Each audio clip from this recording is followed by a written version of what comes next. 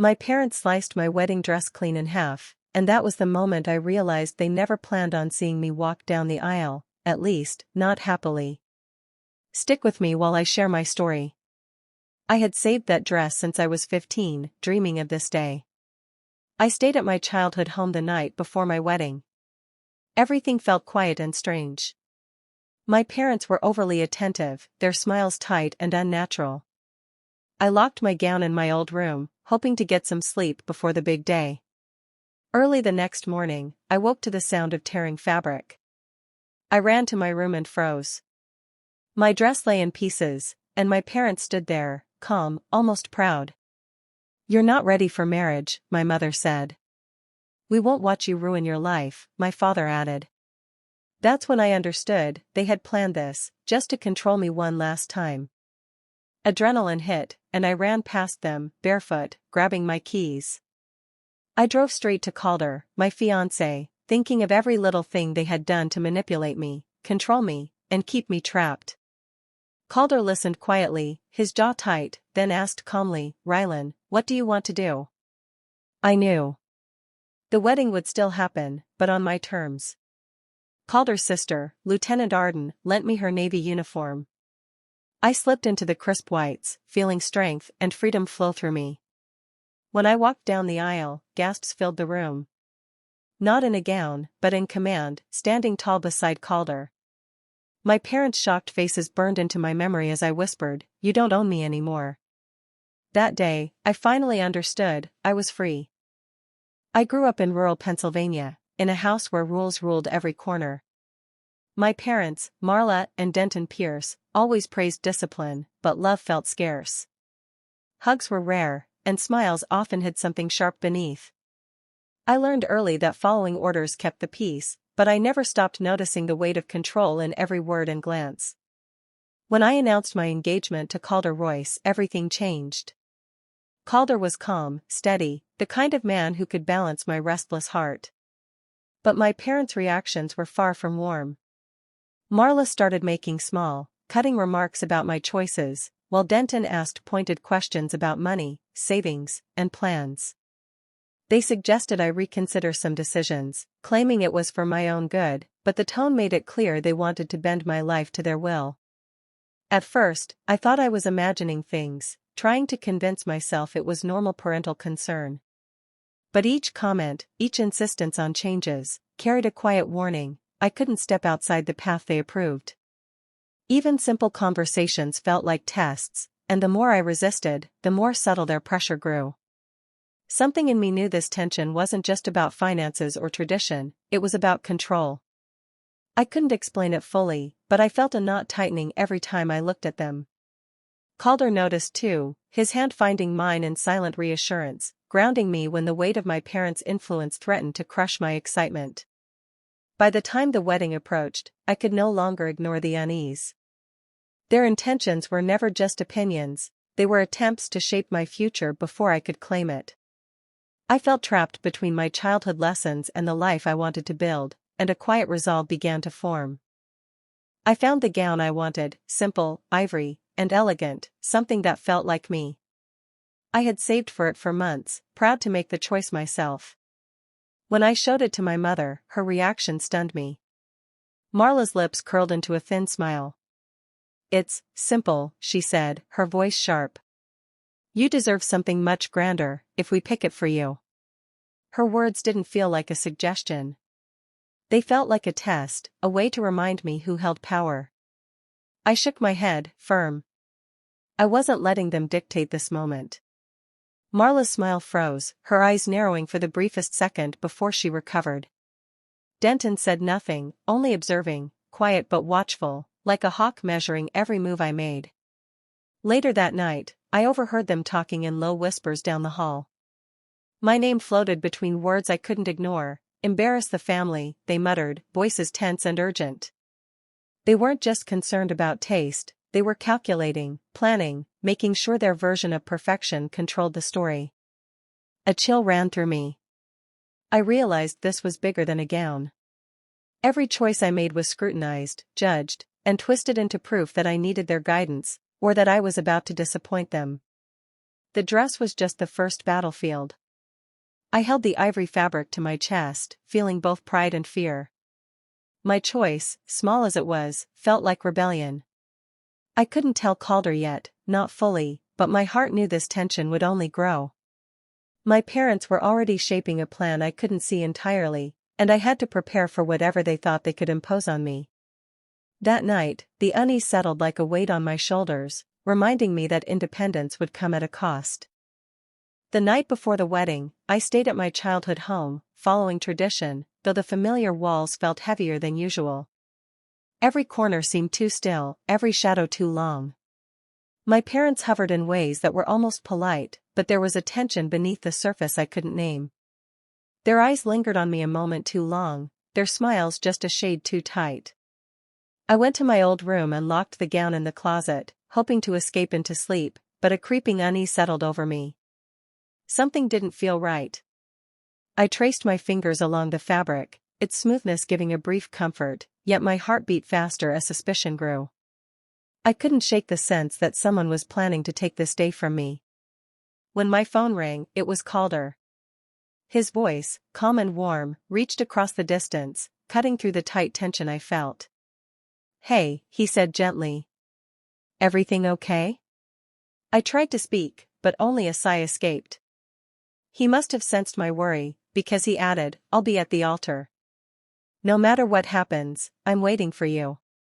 Hearing him, a small wave of relief mixed with determination washed over me. I wasn't alone in this.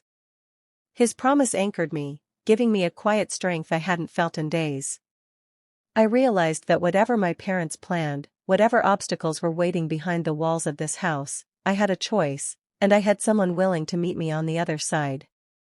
I tucked the phone away, staring at the locked closet, feeling the tension curl tighter around me, yet also a spark of resolve. Tomorrow, everything would change, and I would be ready. I woke to a sharp tearing sound that made my stomach drop. My eyes flew open, and my heart raced before I even understood what I had heard. Something was happening in my room. I ran to the door and pushed it open, my hands trembling. There they were, my parents, standing over my gown. The fabric lay in two ruined halves on the floor, jagged edges where it had been cut cleanly. I felt the air leave my lungs. My mind struggled to process what I was seeing. "Why?" I demanded, my voice shaking but loud enough to fill the quiet house. Marla looked at me without hesitation, her face calm, almost cruel. "You're not ready for marriage," she said, her tone flat. "We can't watch you ruin your life with Calder." Denton stepped in front of the doorway, his body blocking any escape. He didn't speak, but his presence made it clear, I wasn't leaving with the dress, not like this. The reality hit me like ice water. This wasn't a moment of anger or a rash decision. It had been carefully planned. Every small act, every comment, every push toward adjustments now made sense. They had prepared for this. They wanted to control me, to dictate my life even on the day I was supposed to celebrate love and independence. I froze for a second, staring at the ruined gown, at their steady faces, feeling a mix of shock, betrayal, and a flicker of anger rising inside me. They had underestimated my resolve. In that instant, I understood the truth, the fight for my freedom had begun. This day, my parents' attempt to break me, would become the moment I finally took control. My heart pounded as adrenaline took over. Without thinking, I pushed past Denton, ignoring his raised hands, and grabbed my car keys from the counter. Barefoot and still in my pajamas, I slipped out the door, feeling the cool morning air hit my skin. Every step away from the house made me feel both lighter and more determined. As I drove, the quiet streets of Pennsylvania blurred past me, but my mind was wide awake. Scenes from the past weeks replayed in sharp focus, every pointed remark, every hidden demand, every subtle push to bend me to their will. I remembered how they monitored my savings, questioned my choices, and insisted on adjustments that only suited their plans. The more I thought, the clearer it became. This wasn't just interference, it was obsession. My parents weren't concerned about my happiness, they were terrified of losing control.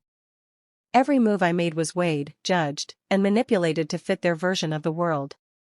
And suddenly, everything fell into place. The tension, the whispers, the threats about embarrassment, even their reactions to my dress, it had all been about control, about ensuring I couldn't step outside the life they wanted for me. By the time I pulled into Calder's driveway, I felt a strange mix of relief and resolve. The shock was fading, replaced by clarity. I could see my parents for what they truly were, people willing to sabotage the day I was meant to celebrate love, simply to maintain their grip. For the first time, I felt the strength to refuse them. Their power over me had limits, and I was about to test them. The escape had freed me physically, but it also sparked the understanding I needed to take back my life completely. I arrived at Calder's doorstep, shaking and exhausted, still barefoot from my hasty escape. He opened the door and didn't speak at first, just pulled me inside and guided me to the couch. I poured everything out, every betrayal, every insult, every way my parents had tried to control me. Calder didn't interrupt once. His jaw tightened as I spoke, his eyes fixed on mine, absorbing every word. I expected him to panic or tell me to go home, to wait until the storm passed, but he didn't. He simply listened, steady and unwavering, letting me release the fear and anger I'd held inside. When I finally stopped talking, the room felt still except for our breathing. Calder leaned back, running a hand through his hair. Then he asked, quietly but firmly, "Rylan, what do you want to do?" The question struck me in a way nothing else had. No one had ever asked me that, not my parents, not anyone. It was simple, but it carried weight, the kind of weight that made me realize I had a choice. I thought of the ruined dress, the whispered warnings, the attempt to steal my day. And I thought of Calder, calm and certain, willing to stand beside me no matter the chaos behind us. I made my decision. The wedding would happen. Not the traditional one, not the one my parents dreamed of controlling, but ours. Something bold, something defiant, something that would mark the start of my life on my own terms. For the first time that day, I felt control return to my hands. I wasn't just reacting anymore, I was choosing. And the choice was clear: love, freedom, and a wedding that would belong only to us. Calder stepped aside to make a quick call, and I watched him speak with calm authority. When he hung up, he turned to me with a small, knowing smile. "Arden says she has something for you," he said. A few minutes later, Lieutenant Arden Royce arrived at the door, her presence commanding and precise. She held a neatly folded uniform, crisp and shining, every detail perfect. I stared at the navy whites, the silver stars gleaming on the collar, and felt a mix of awe and uncertainty. "These are mine?" I asked, my voice barely a whisper. Arden nodded firmly. "Yes. Wear these with pride. Today isn't about anyone else. It's about the life you choose, the future you claim for yourself." I took the uniform from her hands, feeling the weight of the fabric and the symbolism it carried. For the first time in what felt like forever, a sense of strength began to rise in my chest. It wasn't just clothing, it was armor, a declaration that I was no longer a pawn in someone else's game. I carefully slipped into the pristine whites, straightening the jacket, feeling the cool, structured fabric hug my shoulders. Every star, every crease, seemed to whisper courage. I could feel my posture shift, my chin lift, my resolve harden. Looking in the mirror, I barely recognized myself, not as the girl controlled by fear or expectation, but as someone ready to step into her own power. Arden's words echoed in my mind: "Today, I choose my own path." I let out a slow breath, feeling the tension in my chest release, replaced by a rising confidence I hadn't felt before. The wedding would happen, but it would be on my terms, and nothing could stop me now. The doors opened, and I stepped out, feeling every eye turn toward me. Not a gown, not soft fabric flowing behind me, just the crisp lines of the navy uniform, silver stars catching the light. A hush fell over the room, broken only by gasps from the guests. I walked forward, each step deliberate, my boots clicking softly against the floor. Whispers swirled around me, curiosity and shock filling the space. I felt eyes on me, measuring me, expecting hesitation, but I held my ground. My shoulders were squared, my chin lifted, my hands steady. Halfway down the aisle, Calder reached out, taking my hand in his. His grip was warm and sure, his presence grounding me as the murmurs grew louder. He didn't speak, he didn't need to. I felt his support like a shield, giving me the courage to stand fully in my choice. The room was nothing like the wedding I had imagined, the traditional gowns, the familiar decorations, the quiet flow of family approval, but for the first time, it felt completely mine. Every detail, every eye turned toward me, reminded me that I had claimed this moment. I noticed the faces of friends and distant relatives, their shock mixing with admiration. Some whispered disbelief, others nodded subtly, recognizing the courage it took to step forward this way. With every step toward Calder, a calm clarity settled over me. This wasn't about rebellion, it was about ownership, about finally living on my own terms. As we reached the altar, I knew the change was more than visual. This ceremony marked a new chapter, a celebration not dictated by fear, tradition, or control, but defined by choice, strength, and love. For the first time, I felt fully present, fully free, and completely ready for the life ahead. Just as Calder and I reached the altar, the calm shattered. Marla and Denton rushed forward, their faces red with anger, voices sharp and demanding. "Stop this!" Marla shouted, pointing at me. "You belong to the Pierce household until we decide otherwise." Denton followed, his hands outstretched as if trying to pull me back, to reclaim control over a life I had already claimed for myself. The guests froze, their eyes darting between my parents and me, sensing the tension spike in the room. I felt a moment of heat in my chest, a mixture of fear and defiance, but I refused to let them shake me. I straightened my posture, looked at them steadily, and spoke slowly, clearly, without raising my voice. "You don't own me anymore." The room went silent. Every whisper stopped, every gasp faded into the background. My words hung in the air, carrying more weight than any argument my parents could make. I saw the surprise flicker across their faces, the shock of realizing that their authority had ended, that the control they had relied on for years was gone. Marla opened her mouth, but no words could counter what I had said.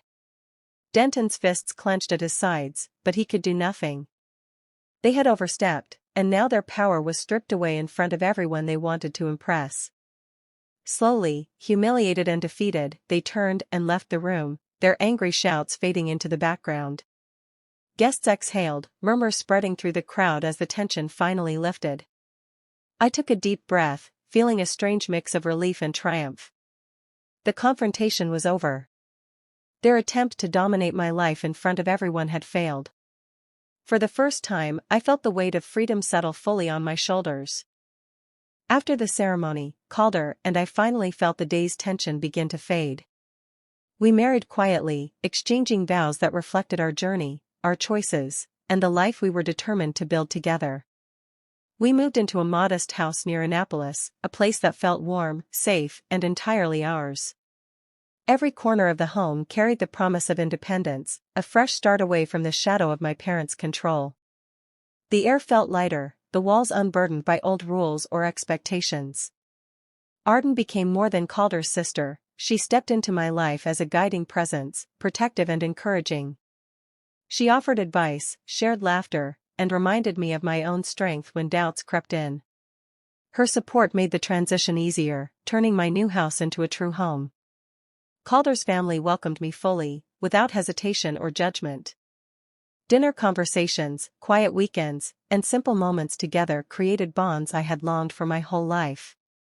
For the first time, I felt surrounded by people who genuinely cared for me, without hidden agendas or pressure. Meanwhile, letters from Marla and Denton began to arrive. Demands, accusations, and claims for repayment littered each envelope, trying to pull me back into their control. "Apologize," one letter read. "Return what is ours," said another. I read them once and set them aside.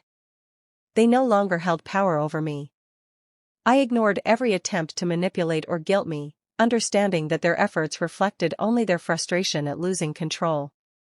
Living in our home, surrounded by love and support, I finally realized that family could be chosen, not given. My past no longer dictated my future. I could breathe freely, laugh openly, and plan a life with Calder and Arden by my side, without the weight of Marla and Denton ever reaching me again. A few months after the wedding, I was going through old files in our home when I stumbled across something that made my heart race. Hidden among mundane papers were documents my parents had clearly hoped I'd never see. Legal forms, plans, and signatures outlined a scheme to consolidate family assets under their control, using my marriage as the final step to secure authority over me. Reading each line, I felt a mix of anger and clarity. Everything they had done, the dress sabotage, the whispered warnings, the constant pressure, suddenly fit together. Their efforts weren't about tradition, opinion, or concern. It had always been about control and fear of losing influence over my life and possessions. I realized how close I had come to letting them succeed. Their panic had driven them to extreme measures, hoping to force me into obedience and strip me of autonomy. The revelation made me both furious and resolute. I refused to allow them any chance to interfere again. Calder and I gathered the paperwork and contacted an attorney. Carefully, we explained the situation, detailing every attempt my parents had made to manipulate, threaten, and coerce me. The lawyer's response was reassuring. These documents, combined with our evidence of independence, ensured they could no longer legally interfere or make demands. As I handed over the final files, I felt a weight lift from my shoulders. This step wasn't just about protecting assets, it was about closing the chapter on fear, control, and manipulation. For the first time, I knew our boundaries were absolute. My parents' plan had failed completely. We were free to live without threat, without expectation, and without the constant shadow of their interference. I could finally enjoy the life Calder and I were building, secure in the knowledge that our choices were truly ours alone. One afternoon, Marla and Denton appeared at our front door without warning. Their faces were tight with anger, their voices sharp as they demanded I return where I belong, as if my home and my life were theirs to claim. I took a deep breath and stepped outside alone, feeling the sun on my face, the solid ground beneath my feet. I looked at them calmly, without flinching. For the first time, I didn't feel fear, guilt, or hesitation. Years of control, manipulation, and pressure had built me into someone steady, someone untouchable in her own life. My voice was clear, strong, and unwavering. You cut my dress to stop me. But all you did was set me free. For a moment, they were speechless. I saw the shock and frustration flicker across their faces, their power stripped away simply by my words and the life I had already claimed. No yelling, no pleading, no threats could undo what I had achieved. Slowly, I turned and walked back to the door. With a final, deliberate motion, I closed it, literally shutting them out of my home and figuratively cutting them from my life. Their shouts faded into silence, powerless, irrelevant, and distant. I stepped inside and felt the warmth of Calder and Arden waiting for me.